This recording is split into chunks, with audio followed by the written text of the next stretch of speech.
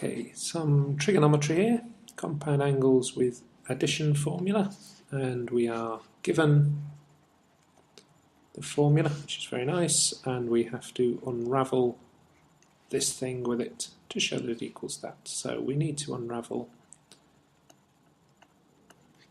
these two things. So replacing a and b with x and alpha, we get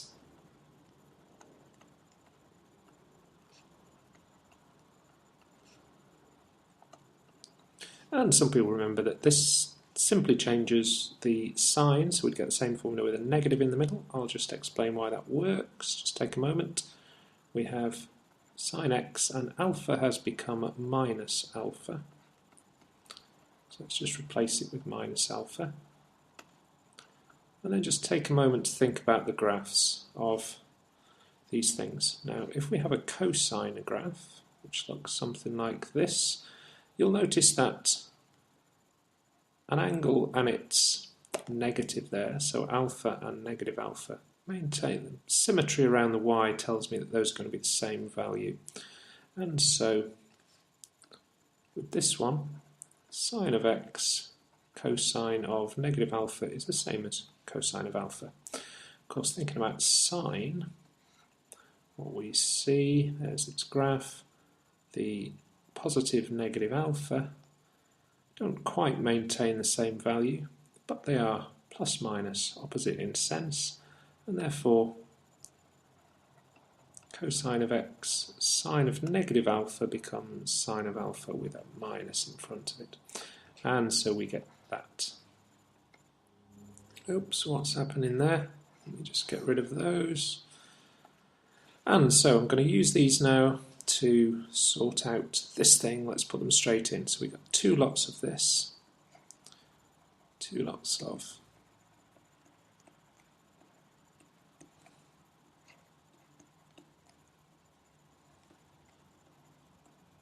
is equal to 5 lots of this thing.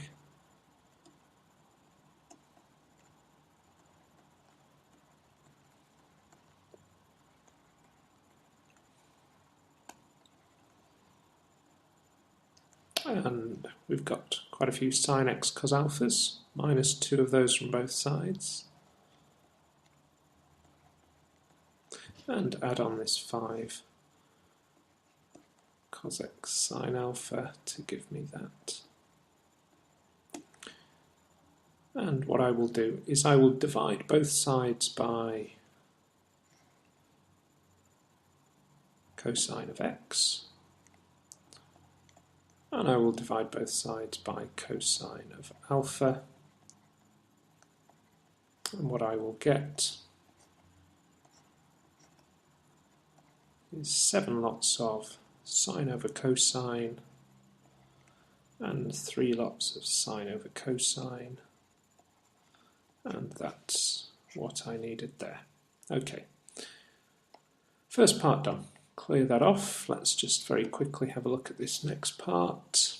And what I will see here is I will see this thing very much like this thing, only it would appear to me that x has been replaced with 2y, alpha has been replaced with 50, and so I'm going to replace x with 2y and alpha with 50 in this version here.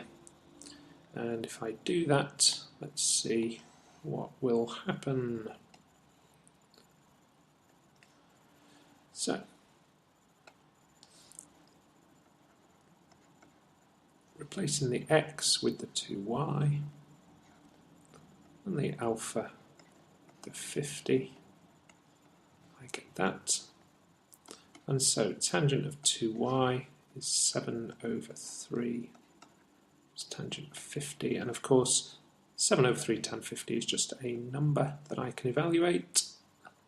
Let's have a look. 7 over 3, 2.7808.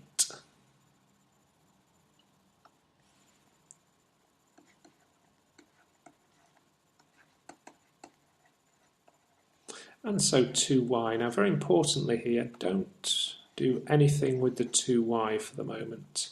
Just leave it as it is. Let me generate the angles first, and then we'll go and sort everything out later.